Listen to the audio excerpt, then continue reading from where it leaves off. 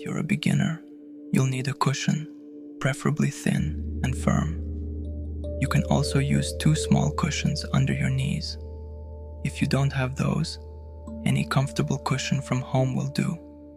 If you're already practicing meditation or yoga, a simple yoga mat will suffice. Fold it in half and you're ready to go. You can also meditate on a chair, which is convenient for those who find it challenging to sit on the floor.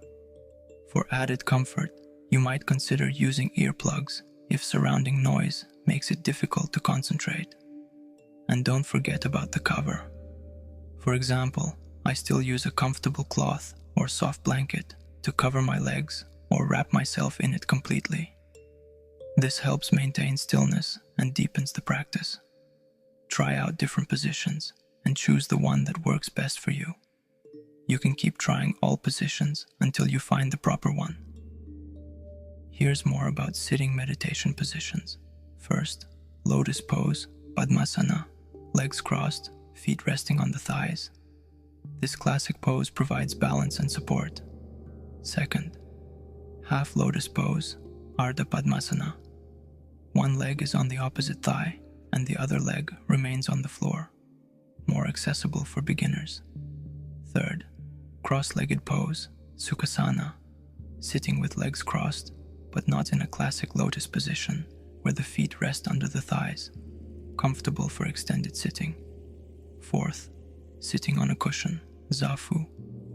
A cushion raises the level of the pelvis, helping to maintain a straight back and comfort. Fifth, sitting on a chair. For those who cannot sit on the floor, can sit on a chair with a straight back and feet on the floor.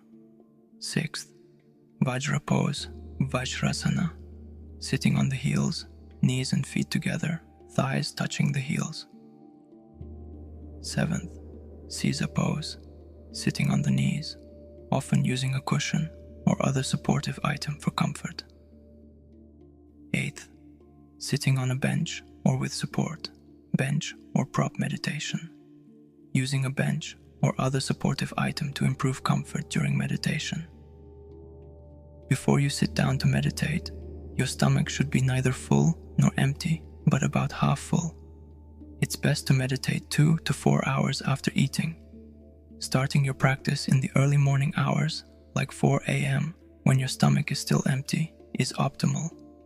At this time, you can have a bit of hot alkaline water. I remember when I started practicing meditation, I sat in a half lotus pose. The half lotus can vary depending on your leg positioning and flexibility. I noticed that it's better to change leg positions with each meditation. You can use a full lotus pose or sit on your knees in a kneeling position or simply on a chair. It's important to keep your back straight. This is one of the most crucial aspects of meditation.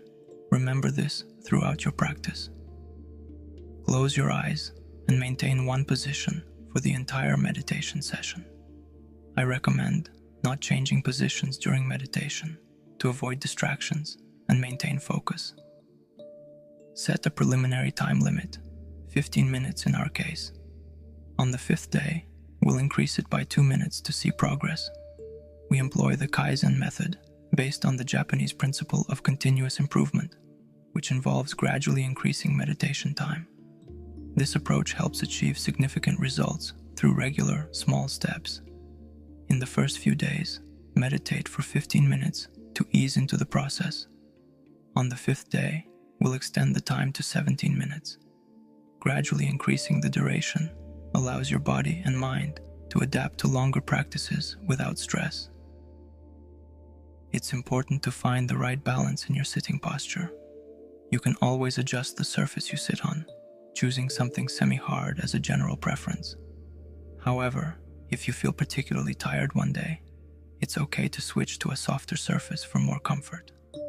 The key is to keep a stable yet comfortable posture. Those semi-hard surfaces are usually recommended to support alertness. If you frequently find yourself dozing off during meditation or struggling to sit through the entire session, this might indicate that your body is tired, perhaps due to overeating, lack of sleep, or general fatigue. In such cases, it's important to prioritize rest and adopt healthier habits, like improving your diet and getting sufficient sleep. Once you feel more rested and balanced, you can resume the course with renewed focus. After completing this mini course for beginners, you can move on to a more advanced 25-day course, where each day, the session duration will increase by 2 minutes, and by the 25th day, you'll be able to meditate for a full hour. This will provide the opportunity to continue developing your practice and reaching deeper levels of awareness and concentration. Listen to your feelings and assess your progress at each stage. If increasing the time causes discomfort, you can stick to the previous limit until you're ready to move forward. Gradual increases in duration help avoid burnout and overwhelm, making meditation feel more natural and comfortable. As you observe your progress, you will feel a sense of satisfaction and a desire to continue practicing, which will strengthen your motivation and confidence.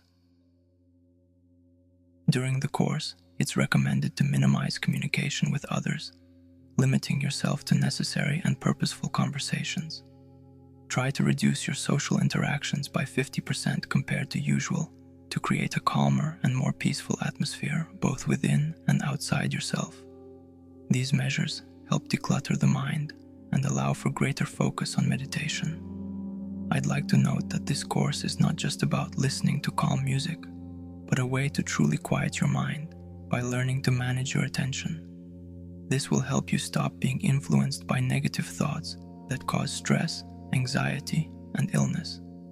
In the initial stages, you may notice restlessness and instability in your mind, which will be distracted by thoughts at every opportunity. Our task throughout the course is to learn to manage our attention through concentration and develop mindfulness. This will enable progress toward a deeper practical level of working with attention.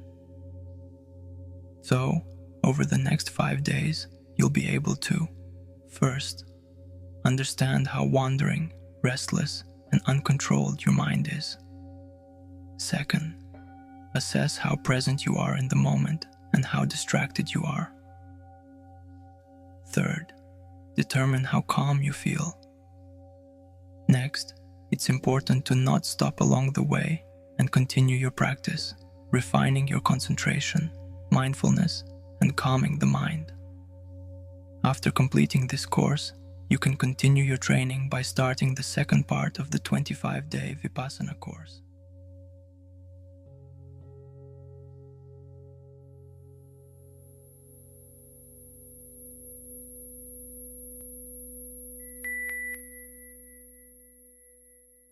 Thank you for your attention. When you're ready at any point during the day, feel free to move on to the next audio recording.